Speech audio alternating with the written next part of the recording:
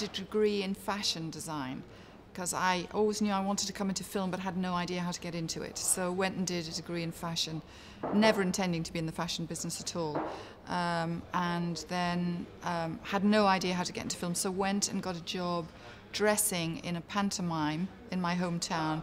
And my first artist, it was Barbara Windsor I looked after. So I did that and then worked for the Royal Shakespeare Company dressing. I dressed all the spear carriers. So learned all about the process of, you know, putting clothes on people. And then I saw an advert. My mum actually saw an advert in The Guardian advertising for holiday relief costume assistants at the BBC.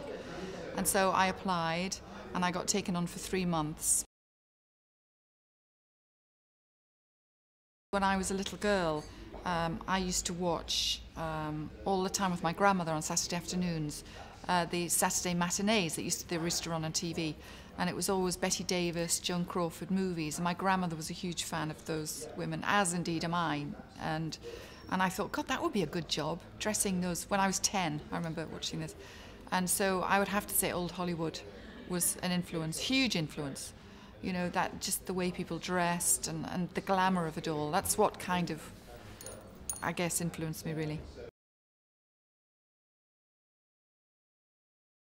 My piece of advice in hindsight now, would be to learn to sew, actually, because I think if you know how things are put together, you can, you know, when you're in a fitting with something, with an actress and the dress isn't quite working, it's good if you have that background knowledge as to how you can make it work, not rely on a maker to do it. I think a lot of people do, but I think if you can know about construction and fit, then I think, you know, you're certainly halfway there.